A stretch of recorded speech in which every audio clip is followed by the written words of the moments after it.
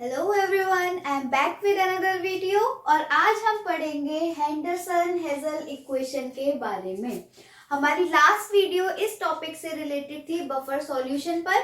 उसमें हमने पढ़ा था कि बफर सॉल्यूशन क्या होते हैं, बफर सॉल्यूशन किस टाइप के होते हैं और किस तरीके से बफर सॉल्यूशन वर्क करते हैं और उनकी एप्लीकेशंस क्या क्या होती हैं। ये सब जाना था हमने पिछली बफर सॉल्यूशन की वीडियो में। मैं उसका लिंक आपको डिस्क्रिप्शन में शेयर कर दूंगी। आपने अगर वीडियो नहीं देखा हो तो पहले बफर सॉल्यूशन वाली वीडियो देखना, तब हेंडरसन वाली वीडियो ज्यादा समझ में आएगी। तो आज हम पढ़ेंगे हेंडरसन हेजल इक्वेशन के बारे में। अब ये जो हेंडरसन हेजल इक्वेशन है ये हमें क्या बताती है, जो हमारा बफर सॉल्यूशन था उससे हम पीएच कैसे निकाल सकते हैं, ये हम ड्राइव करेंगे इस इक्वेशन में। तो जो बफर सॉल्यूशन था वो हमने क्या पढ़ा था कि जो बफर सॉल्यूशन होता है वो एक मिक्सचर होता है वीक एसिड का या फिर वीक बेस का। अगर मैं एसिड के टर्म्स में कहूँ तो वीक एसिड का और उसके ही सॉल्ट का स्ट्रॉन्ग बेस के साथ। हमने जो मिक्सचर लिया वो किसका लिया, एक वीक एसिड लिया और वीक एसिड का ही सॉल्ट लिया, और वो सॉल्ट हमने किसके साथ बनाया था, स्ट्रॉन्ग बेस के साथ बनाया था। तो ये जो हमारा बफर सॉल्यूशन बना इस मिक्सचर से, उसका काम क्या होता है, उसका काम होता है कि जो पीएच है वो उसे मेंटेन ही रखे। अगर एसिड ऐड हो रहा है और पीएच घट रहा है तो वो उस पीएच को घटने ना दे, जितना पीएच पहले था उतना ही पीएच बाद में रहे। इसी तरीके से अगर बेस जुड़ने की वजह से पीएच बढ़ रहा है तो वो उस पीएच के चेंज को ना होने दे और जो पीएच पहले था वही पीएच रहे। तो ये होता है बफर सॉल्यूशन का काम। अब देखते हैं हेंडरसन हेजल इक्वेशन क्या है। अब मान लो हमने कोई वीक एसिड लिया, मान लो हमने कोई वीक एसिड लिया और वो लिया हमने HA, और इसी का हमने सॉल्ट लिया किसी स्ट्रॉन्ग बेस के साथ। तो सॉल्ट जो हमने लिया वो ले लिया AB। किसके साथ बनाया होगा ये सॉल्ट, हमने स्ट्रॉन्ग बेस के साथ बनाया होगा। अब देखो, अगर ये सॉल्ट हमने स्ट्रॉन्ग बेस के साथ बनाया होगा तो मतलब ये आयनाइज हो सकता होगा, लेकिन जो हमारा वीक एसिड है वो बहुत कम आयनाइज हो रहा होगा। इसके बाद मान लो जो हमारा एसिड है, जो हमारा टोटल एसिड हमने लिया है उसकी कंसंट्रेशन हमने मानी C1, और जो हमारा सॉल्ट है उसकी कंसंट्रेशन हमने मानी C2। अब होगा क्या, सबसे पहले इस वीक एसिड का करते हैं डिसोसिएशन। ये किस तरीके से आयन में टूटेगा वो लिखते हैं। तो हमने लिया अपना वीक एसिड HA, उसके बाद इसका डिसोसिएशन कराया तो H आयन और A नेगेटिव आयन। इससे क्या होगा, इससे क्या पता चला कि जो हमारा वीक एसिड था वो थोड़ा बहुत जो भी डिसोसिएट हुआ होगा वो H आयन में और A आयन में डिसोसिएट हुआ होगा। तो अब अगर हम इस पे लगाएं लॉ ऑफ मास एक्शन, हमने पहले पढ़ा हुआ है लॉ ऑफ मास एक्शन क्या होता है।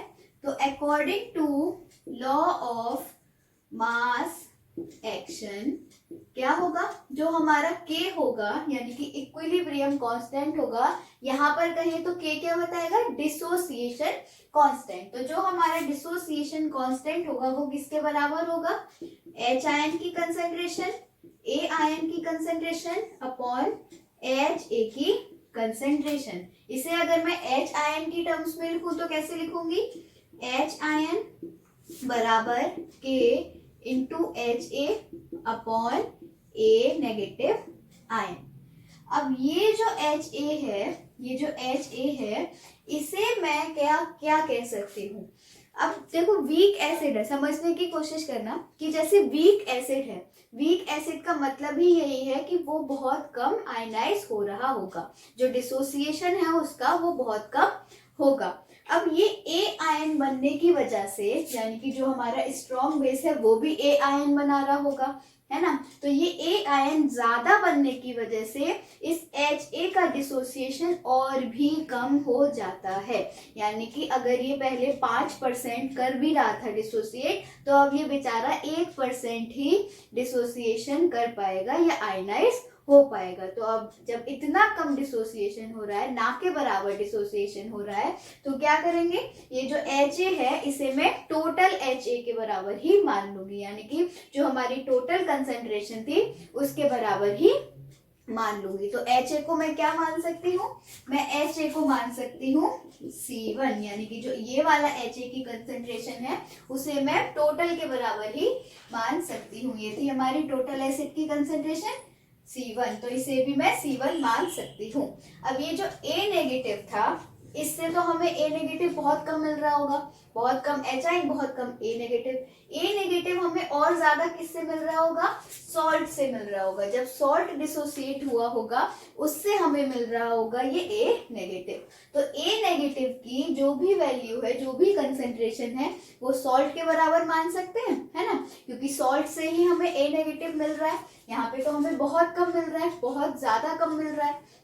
तो ये जो A नेगेटिव है इसकी कंसंट्रेशन मैं मान लूंगी सॉल्ट की कंसंट्रेशन के बराबर, यानी कि C2 के बराबर। तो ये दोनों चीज, ये वाली चीज मैं लगा देती हूँ इस इक्वेशन में। तो इक्वेशन क्या बनेगी, इक्वेशन बनेगी H आयन बराबर K, फिर HA की जगह C1 अपॉन C2, ठीक है, C1 अपॉन C2।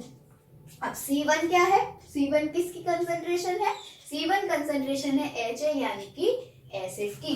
तो अब मैं इसे क्या लिख सकती हूँ, K ब्रैकेट में एसिड, और अपॉन में C2 किसकी कंसंट्रेशन है, सॉल्ट की। तो अपॉन में क्या आएगा, सॉल्ट की कंसंट्रेशन। तो जो पूरी इक्वेशन बनी वो क्या बनी, H आयन बराबर K एसिड की कंसंट्रेशन अपॉन सॉल्ट की कंसंट्रेशन। ये हो गई मेरी फर्स्ट इक्वेशन।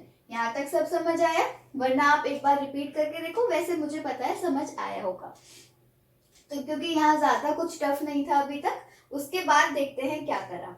अब इस इक्वेशन का मैं लूंगी लॉग। लॉग कैसे लेते हैं, अगर सिंपल लिखा हुआ है तो सिंपल लॉग और वो वाली चीज लिख दी, लेकिन अगर लॉग, ये मैं पहले भी बता चुकी हूँ फिर बता रही हूँ, अगर लॉग मतलब कोई दो वैल्यू डिवाइड में है तो वो हो जाती है माइनस, और अगर कोई वैल्यू मल्टीप्लाई में है तो वो हो जाती है प्लस। अब देखो यहाँ पर ये वाला K और ये वाली पूरी चीज किसमें है, मल्टीप्लाई में, K डॉट में, यानी कि K multiply acid upon base. तो यहाँ पर जब मैं लॉग लगाऊंगी तो log K plus log acid upon salt लिखूंगी। कैसे, देखो देखते हैं। अब हमने क्या करा, अब हम लेंगे taking log of equation first. तो इक्वेशन फर्स्ट का मैं लॉग कैसे लूंगी, यहाँ पे लिखा मैंने लॉग H आयन। अब मैंने क्या बताया, K और एसिड और सॉल्ट वाली चीज किसमें है, मल्टीप्लाई में है, तो मैं कैसे लिखूंगी, प्लस करके लिखूंगी। तो log K plus log acid upon salt की कंसेंट्रेशन, एसिड अपॉन सॉल्ट की कंसेंट्रेशन। अब मैं क्या करूंगी, अब मैं इस इक्वेशन का साइन करूंगी रिवर्स।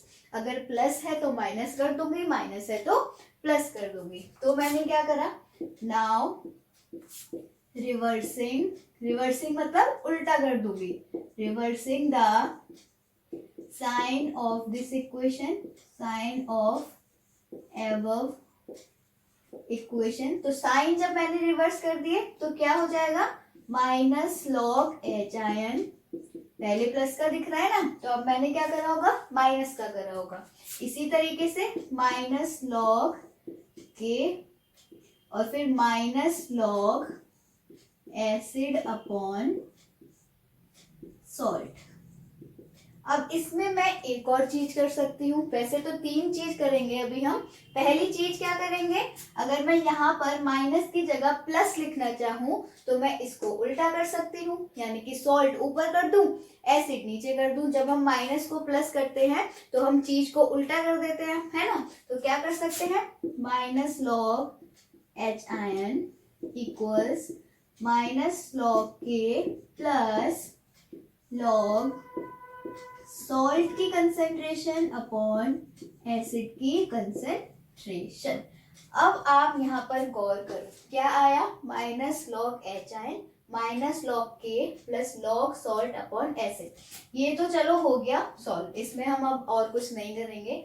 ध्यान दो माइनस लॉग एच आयन पे और माइनस लॉग के पर। माइनस लॉग एच आयन से अगर कुछ याद आ रहा हो तो हमने पीएच में पढ़ा था कि जो पीएच का फॉर्मूला होता है वो क्या होता है, pH is equals to minus log H ion की कंसेंट्रेशन। तो हम यहाँ क्या लगा सकते हैं, यहाँ लगा सकते हैं हम पीएच। अब जब हम ये कह रहे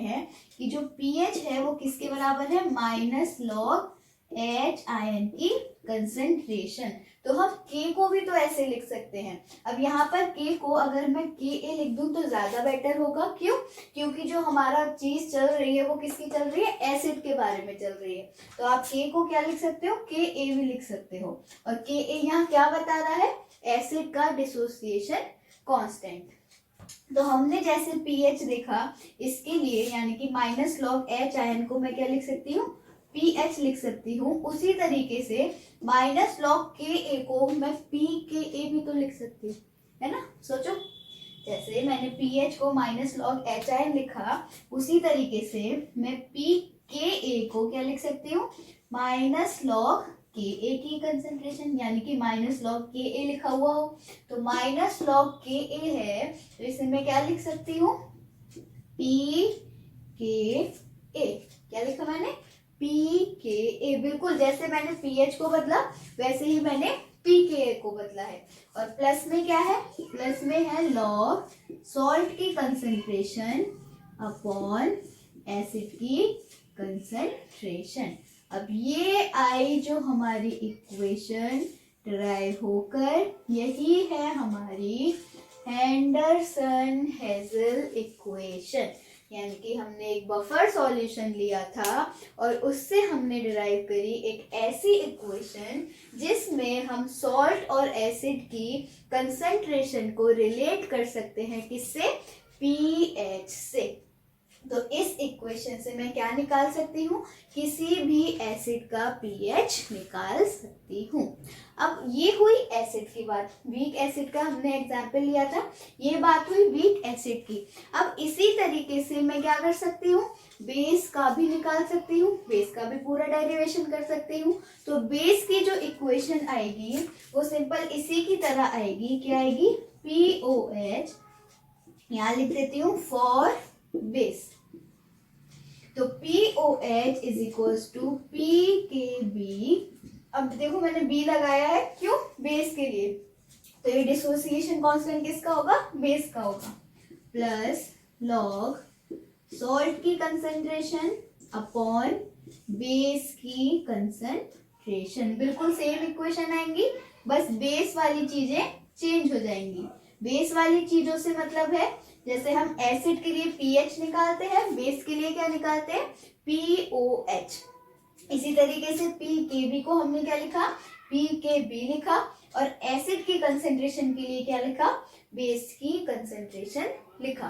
तो जब एसिड की बात हो रही हो, यानी कि आपको क्वेश्चन में सॉल्ट की कंसेंट्रेशन दी हो, एसिड की कंसेंट्रेशन दी हो और पूछा हो बेस निकाल, वो पीएच निकालो, तब आप ये इक्वेशन यूज करना।